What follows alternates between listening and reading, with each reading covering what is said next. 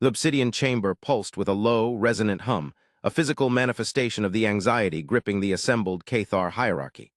Holographic projections flickered around the massive circular table, displaying star charts overlaid with complex strategic analyses. Grand Admiral Thrax, his chitinous face etched with grim determination, addressed the council, his voice amplified by the chamber's acoustic design. The Hydraxian advance continues unabated. Their incursions into the Outer Rim have destabilized key resource sectors. We are losing ground. His multifaceted eyes, usually gleaming with cold calculation, reflected the growing despair infecting the Cathar ranks. For generations, the Cathar had been the undisputed power in this spiral arm, their dominance built on ruthless efficiency and technological superiority. But the Hydraxians, a relentless, expansionist swarm intelligence, were proving to be a different kind of enemy, overwhelming them with sheer numbers and a terrifying disregard for conventional warfare. The High Chancellor, a being of immense age and political acumen, shifted in his ornate, gravity-compensated throne. His voice, ancient and raspy, cut through the Admiral's grim pronouncements. What of the new species, the humans? Their initial probes displayed an unexpected level of resilience, a peculiar blend of aggression and cooperation. Have they proven useful? A wave of murmurs rippled through the chamber. The humans were an anomaly, a wildcard in a conflict that was rapidly spiraling out of control. Their technology was unconventional, their strategies unpredictable. They had managed to repel several minor Hydraxian scouting parties, exhibiting a tenacity that had surprised and, frankly, disturbed the Cathar strategists. Thrax hesitated, a flicker of uncertainty crossing his face.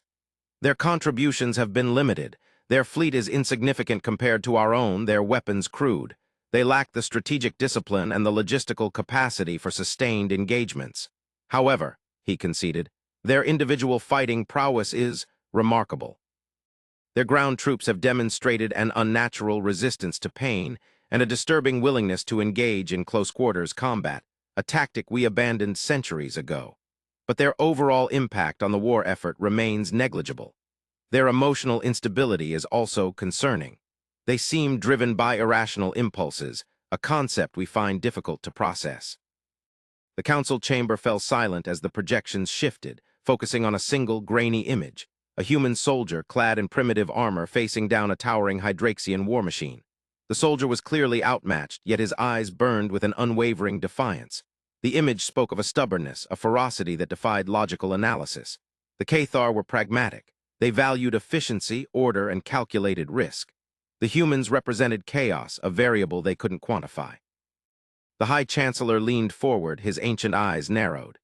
Their emotional instability, as you call it, Admiral, may be their greatest strength, or their greatest weakness. It remains to be seen, but we cannot afford to dismiss them. The Hydraxian tide threatens to engulf us all. We must exploit every available resource, however unconventional. Across the vast expanse of interstellar space, aboard the human cruiser Defiant, Captain Eva Rostova stared out at the swirling nebula, her expression a mask of weary determination. The war with the Hydraxians had been a brutal awakening for humanity. They had believed themselves to be alone in the universe, the pinnacle of sentient life. The Hydraxians had shattered that illusion, revealing a galaxy teeming with horrors beyond human comprehension. They had joined the Cathar reluctantly out of a desperate need for allies. But the Cathar, with their cold logic and their disdain for human sensibilities, were hardly ideal partners. They saw humanity as a disposable asset, a meat shield to be thrown against the Hydraxian horde. Captain, her first officer, Commander Jian Li, reported from the bridge, were receiving a priority transmission from the Cathar flagship Indomitable. Admiral Thrax requests an immediate debriefing. Rostova sighed, rubbing her temples. Another lecture on strategic inefficiency, another condescending assessment of human capabilities. Patch him through, Commander, she said wearily. But keep the comms secure. I don't want the entire Cathar fleet listening in on our conversations. The main view screen flickered, resolving into the imposing image of Admiral Thrax. His chitinous face was as impassive as ever, but Rostova detected a subtle undercurrent of something. Perhaps anxiety. The Cathar were masters of emotional suppression, but even they were beginning to feel the pressure of the Hydraxian onslaught. Captain Rostova, Thrax began, his voice flat and devoid of warmth. We require a detailed report on your recent engagement with Hydraxian forces near the Gamma Serpenti system. Your tactics were unorthodox. Explain your reasoning." Rostova took a deep breath, steeling herself for the inevitable criticism. "Admiral," she replied, her voice calm and professional, "we encountered a Hydraxian task force attempting to bypass our defensive perimeter. We engaged them using a series of coordinated hit-and-run attacks, targeting their vulnerable command nodes. We utilized our smaller, more maneuverable ships to exploit their blind spots and inflict maximum damage." Thrax remained silent for a moment, his multifaceted eyes scrutinizing her. "Your actions were inefficient. You risked your ships and your crews for minimal gains. A more disciplined approach would have resulted in a more decisive victory." Rostova clenched her jaw, fighting back her frustration. "Admiral, a decisive victory was not possible with the resources available to us. We were outnumbered 10-1. Our objective was to delay the Hydraxian advance to buy time for reinforcements to arrive. And we succeeded. We inflicted significant casualties on the enemy and prevented them from breaking through our lines." Thrax seemed unmoved by her explanation. "Your methods are wasteful. You rely on improvisation and individual initiative, qualities that are detrimental to a cohesive military strategy. You must learn to adhere to the established protocols." Rostova had heard enough.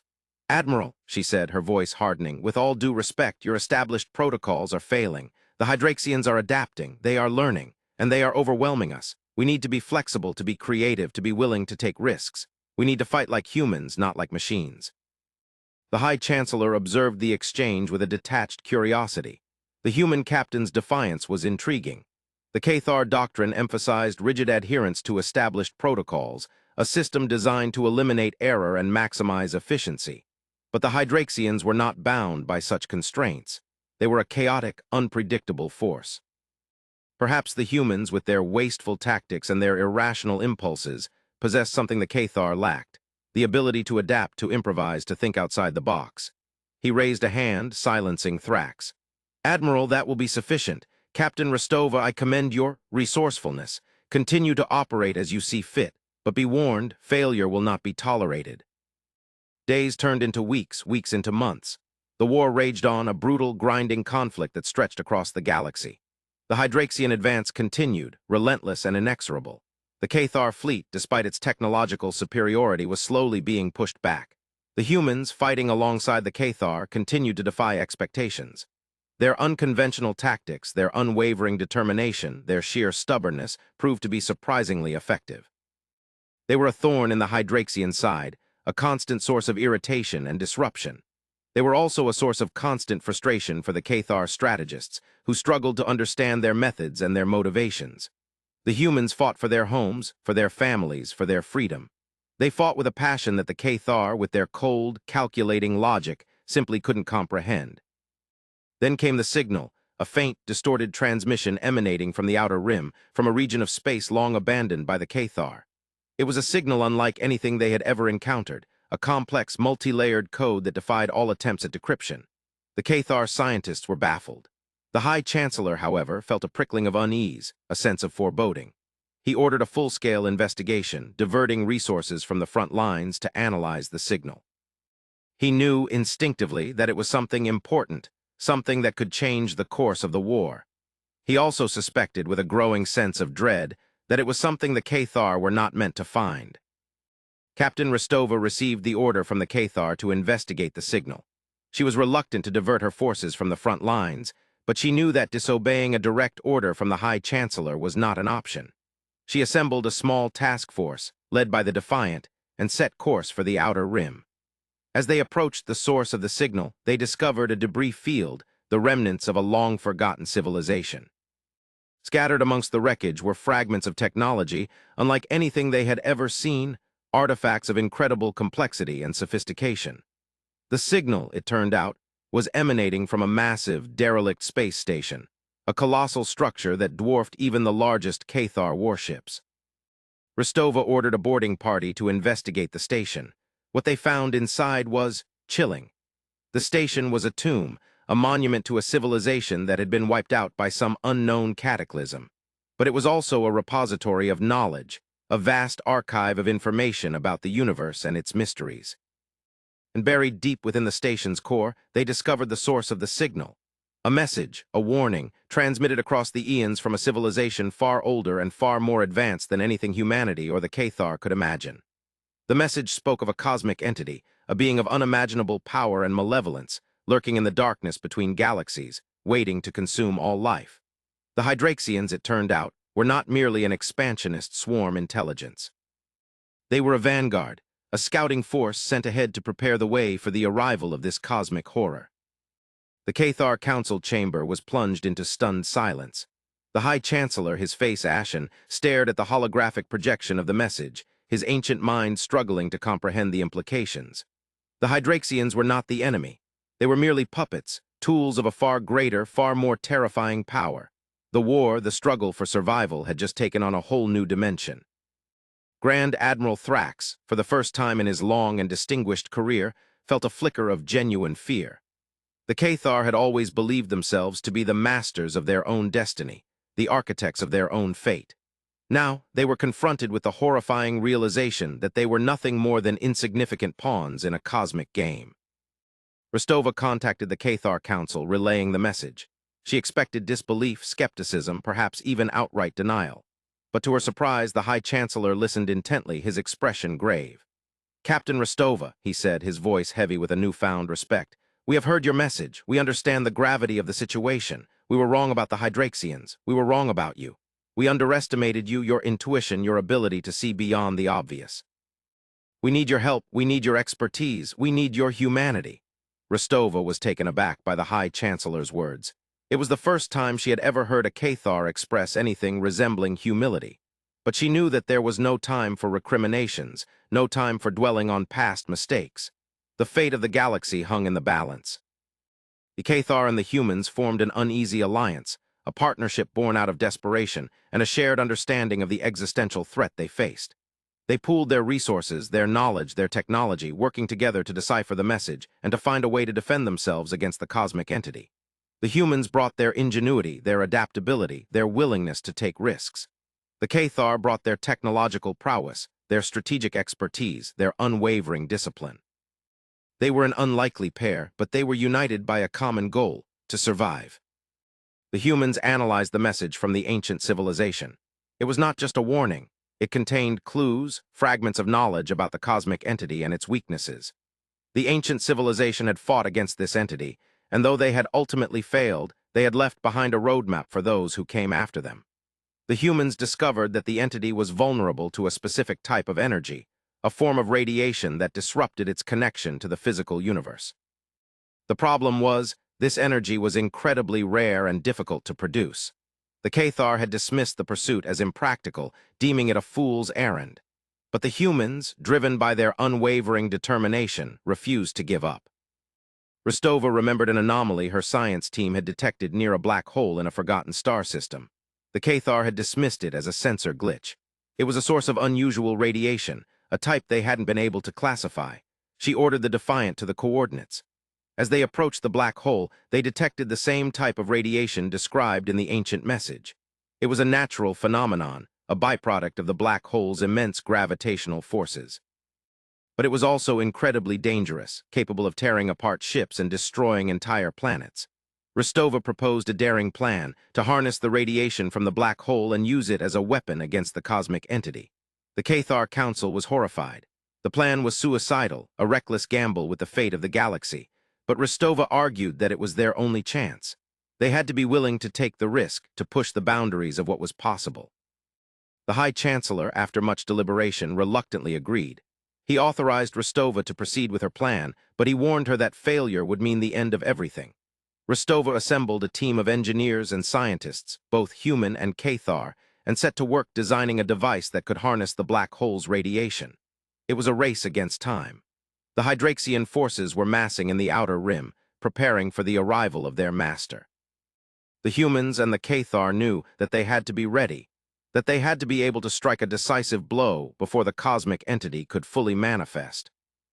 The device was finally completed. It was a colossal structure, a network of energy conduits and focusing arrays that dwarfed even the Defiant.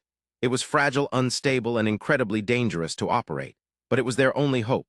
Rostova led the task force to the black hole, positioning the device in orbit around its event horizon. The Cathar fleet stood ready, prepared to defend the device against any Hydraxian attack. Rostova gave the order to activate the device. The energy conduits began to glow, pulsing with an unnatural light. The black hole's radiation surged through the device, building to a crescendo of unimaginable power. Then the cosmic entity arrived. It emerged from the darkness between galaxies, a being of pure energy and malice, a monstrous form that defied all description. The Hydraxian forces fell silent, their minds overwhelmed by the entity's presence. The Cathar fleet opened fire, unleashing a barrage of energy weapons that had no effect on the entity. It was as if they were firing pebbles at a mountain. Rostova gave the order to fire the device. A beam of pure energy lanced out from the device, striking the cosmic entity with devastating force. The entity shrieked, its form flickering and distorting. It was weakened, but it was not destroyed. It turned its attention to the device, focusing its immense power on destroying the source of its pain. The device began to overload, its energy conduits cracking and breaking. The Cathar fleet closed ranks, sacrificing themselves to protect the device. Rostova knew that they were running out of time. She ordered the Defiant to move into position to act as a shield for the device. She intended to buy time for the device to charge again and get another shot. She knew it was a suicide mission, but she was prepared to sacrifice herself for the sake of the galaxy. Suddenly, the entity seemed to notice the human vessel. It paused its assault on the device and turned toward the Defiant. Rostova stared into the void, directly into the alien intellect. She felt its confusion, its misunderstanding of the humans. It could not comprehend why they sacrificed so much for others. It only understood destruction, dominance, and consumption. In that moment, Rostova understood their one mistake. The cosmic entity had never encountered altruism. The Hydraxian swarm only did as it was told, consuming everything in its path without question. The Cathar were pragmatic, strategic, but ultimately self-serving. The entity could not comprehend the concept of self-sacrifice.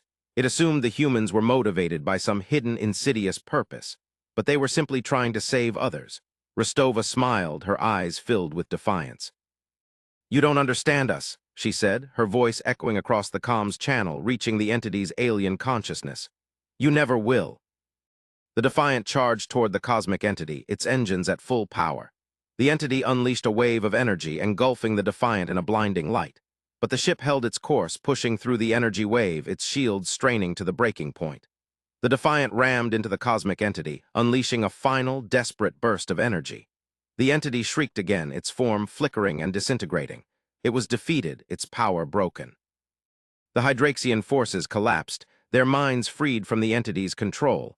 The black hole device exploded. The High Chancellor watched the events unfold on the holographic screen, his ancient face etched with a mixture of grief and awe. The Defiant was gone, its crew sacrificed in the final battle, but the galaxy was safe. The cosmic entity was defeated, at least for now. The Cathar had learned a valuable lesson, a lesson about the power of human spirit, about the importance of empathy and compassion. They had underestimated humanity, dismissing their emotions as weaknesses. They had been wrong. It was humanity's ability to care, to sacrifice, to fight for something greater than themselves, that had saved the galaxy.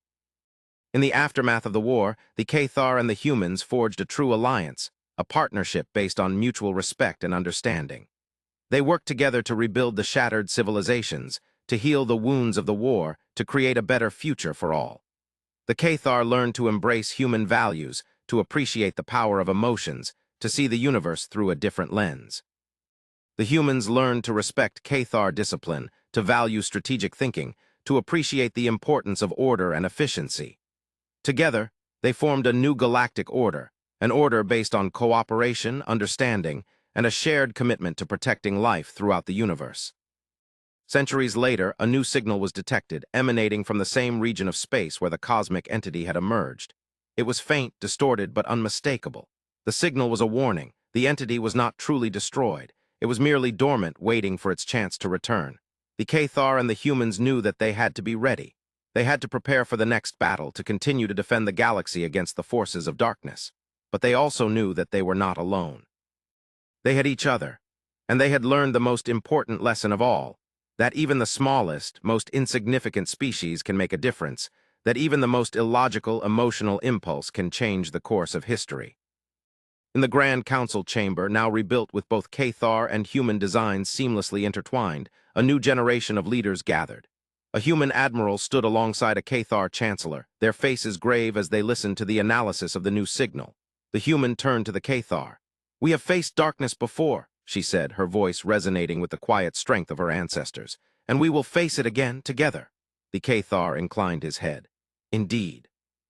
This time, however, we will not underestimate the value of unconventional solutions. A holographic image of the Defiant flickered for a moment, a silent tribute to the sacrifice and the mistake that had changed everything. The war was far from over, but the galaxy was no longer losing. It had found something more powerful than technology or strategy. It had found hope.